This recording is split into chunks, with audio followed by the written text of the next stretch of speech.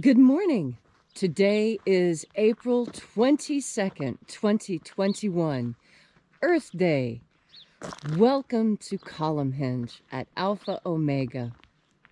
We're located halfway between Death Valley and Las Vegas, halfway between Joshua Tree and Area 51 in the Mojave Desert of the Southwest United States. Welcome back, everyone, to Alpha Omega's sunrise ritual every day, the opening of the Treasury of Light. We're here at Column Hinge once again in the Mojave Desert, and this morning we'll be opening the 11th Treasury of Light. This ritual comes from an ancient Christian manuscript rediscovered in Egypt in 1769 that purports to contain the secret teachings of Jesus to his disciples. Leslie and I have been restoring these rites and carefully, painstakingly reconstructing them and reviving them. And you're along with us for the ride every morning as we open one of the 60 treasuries of light. I'm Reverend David Griffin. I'm Reverend Leslie McQuaid. And this is the lost magic of Jesus Revival. Wow, the sun has moved quite a bit to the north, Leslie. Yeah, it's really amazing, isn't it? Yeah. Shall we begin? Yes. The sun is the dispenser of light to the earth. May the living light of the God Force inflame our souls with abundant life. Our destiny lies amongst the stars, and to the stars humanity shall ascend.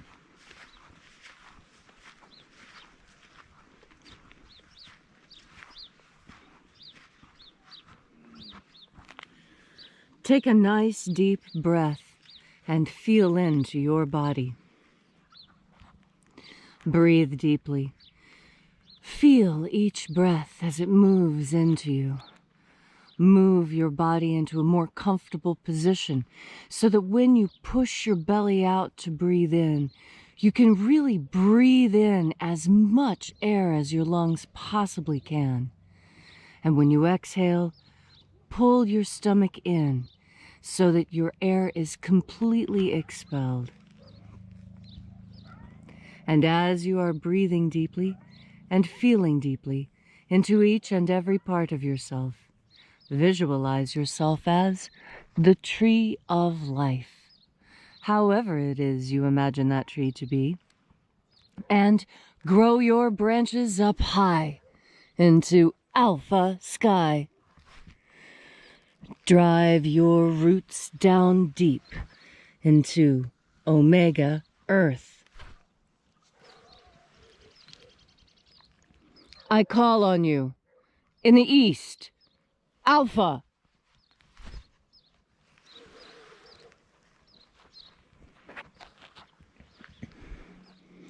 I call on you in the west, Omega.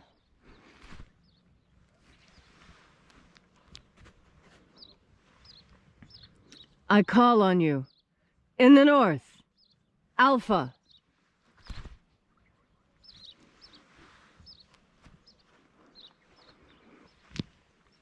I call on you in the south, Omega.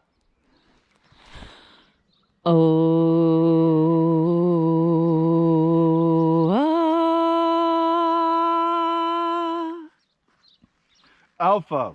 At Omega. The beginning. And the end. The path of the age between sunrise. And sunset. And the path of the sun between birth. And death.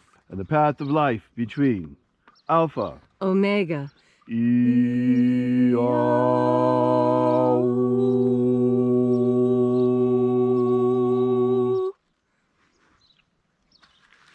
I invite you to take a deep breath, and with the next breath visualize the white light entering through you. Feel the energy in your body as you reach out and recontact the invisible God force all around you. And bathing our souls in this divine light energy, we call upon the angels in the invisible. Angels of the Treasury of Light, the 11th Treasury, we invoke you. Watchers, attend. We know your names. Stand aside and grant us entry into the 11th Treasury of Light. Ozei. Ozei. Aosa. Aosa. Ia. Ia. Let the watchers withdraw and let us enter into the 11th Treasury of Light.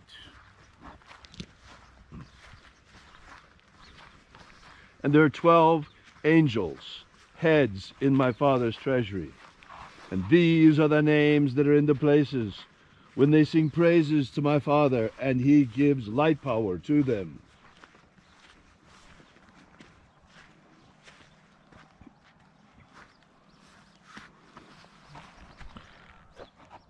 Eizeta eya. Eizeta eya.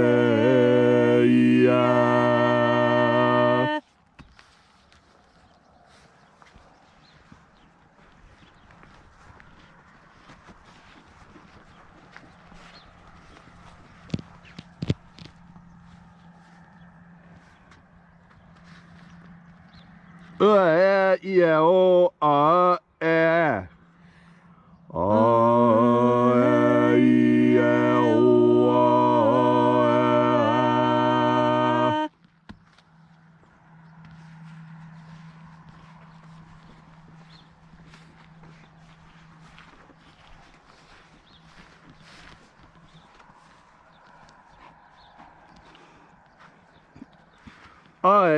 Ois.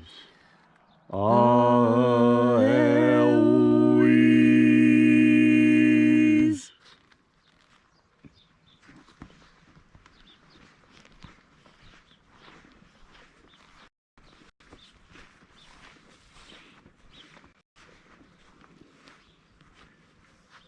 Zeia.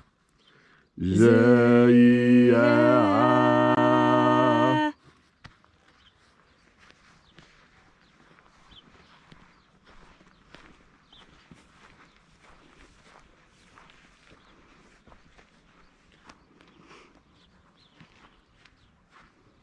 Toyazaz. Toyazaz.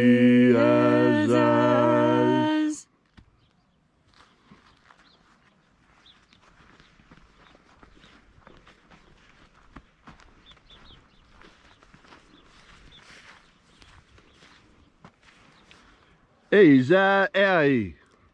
Eiza ei.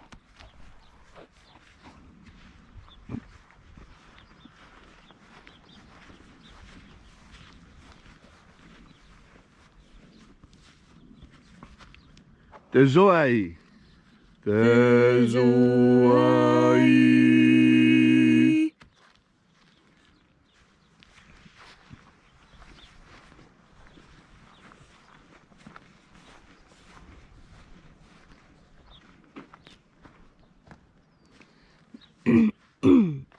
Ia. Tezazeiza. Ia. Tezazeiza.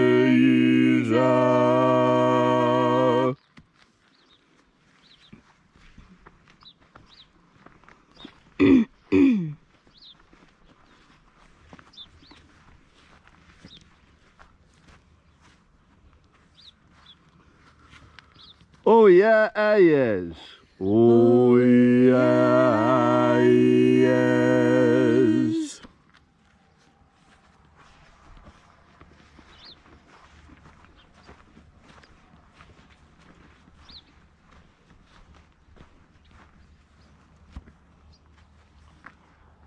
Eoizaz.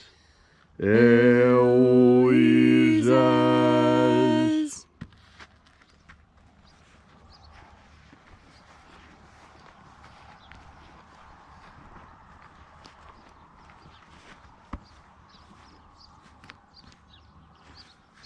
Azozoa.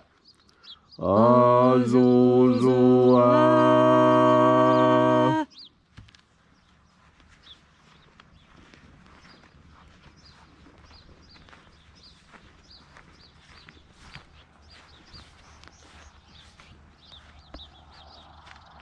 Toeia epsa.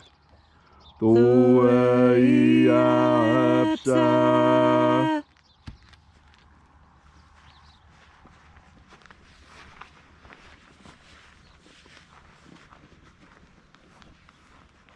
And so we completed our journey through the places,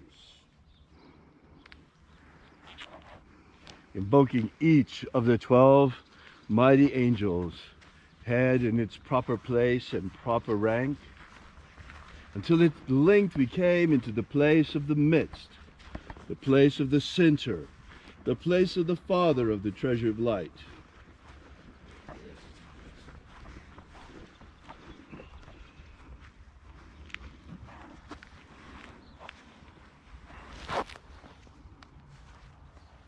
O Father of the 11th Treasure of Light, by your cipher and by your name, we invoke you. Ziota Owi. Ziota Owi. Let the divine light descend. It is the intention of this ritual and our fervent prayer to abolish slavery in all its forms. Abolish slavery in all its forms. Establish human liberty worldwide. Establish human liberty worldwide. And set our people free. Set our people free. Grant us a pro-human future. Grant us a pro-human future. Protect Homo sapiens from extinction. Protect Homo sapiens from extinction. Restore the purity of our air. Restore the purity of our air. Of our water. Restore the purity of our water. Of our food. Restore the purity of our food. And our medicines. Restore the purity of our medicines. May all who search for the abundant life promised by the living Jesus discover the God force energy and how to flood our living souls with it. And also, at the end of this lifetime, may we not return continually for another lifetime of bondage on this planet, in a meat body working for a social economic system, but may the end of this lifetime ascend directly into the kingdom of light, the kingdom of heaven, in the luminous universe inside light, following the way opened for us by the living Jesus upon his ascension. All these things we ask in the name of the living Jesus. Amen. Amen. So mote it be. Take a moment now to again feel into your body.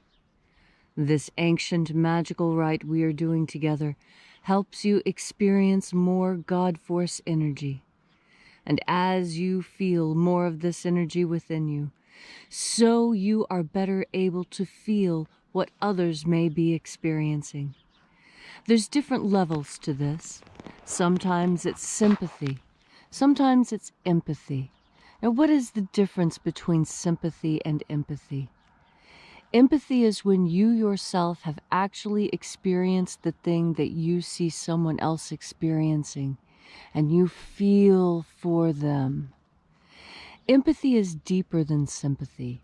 Sympathy is when you look at someone else's suffering, and although you've never experienced that suffering before, you feel for them anyway, in as much of a capacity as you can imagine. And because our imaginations are powerful, sometimes sympathy is even more powerful than empathy. You see, if someone has had a very hard life, they tend to be overly sympathetic to others because they don't want others to experience what they have, remembering what their lives were like. When someone offers sympathy to someone who isn't really suffering, it sets up a strange dynamic, because if someone is offered relief when not suffering, well, then they tend to look upon what they have been experiencing as suffering. Well, why else would they have gotten sympathy for it? And I think this is the feeling that has run much too rampant in our world of late. You see, there's a very fine line between helping people and between enabling people. And this is something else we talk a lot about, but not very often publicly. When you enable someone, what that means is that they're exhibiting a bad behavior, and rather than correct them in the moment and help them to be a better person, which is giving them a hand up and absolutely appropriate, instead you say, "Oh, there, little feller. It's not going to be so bad.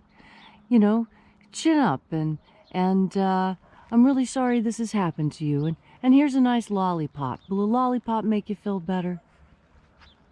Now, you can see how that would spoil a child, but you must also understand how that could spoil an entire nation. If you have a nation of trusting, obedient, intelligent people who are experiencing hardships, and you tell them, "Oh, here's some government aid to help you and help ease your suffering," well, then they're going to look around at their life and think that they've been suffering, when in fact they haven't been. Times have been just a little tough. And in fact, it's when times are a little tough that all of us grow the most. When you think of it, think back and be honest with yourself. Do you learn more when you do something right or when you do something wrong? Well, of course, the obvious answer is you learn more when you do something wrong, because then you have to correct yourself. And in the process of correction, there is education. And that education is what helps us grow. But you can't grow without a little pain. The acorn has to give up its identity as an acorn in order to become a tree. And it can't tickle when that change happens. Same with butterflies. It can't feel good when the caterpillar is in the pupa transforming, but it does anyway. And a lot of people right now are going through some painful transformations, and there may be others who see these and want to offer sympathy. And I tell you, it's a complicated dance and one of the greatest mysteries on earth, to know when to lend assistance and when to let someone struggle.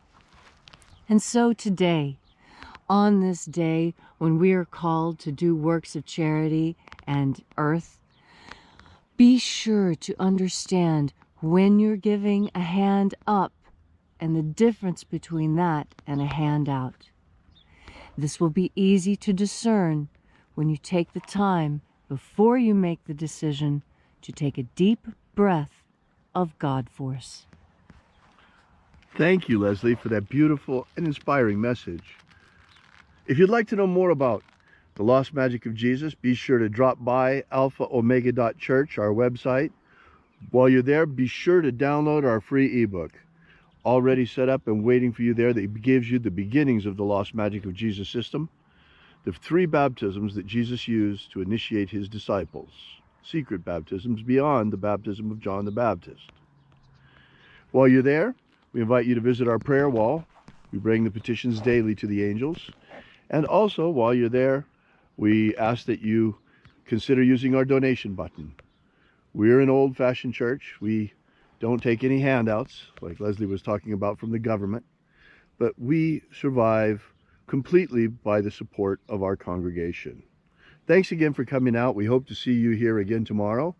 And until then, at the hour of sunrise, as always, remember, have faith and expect a miracle.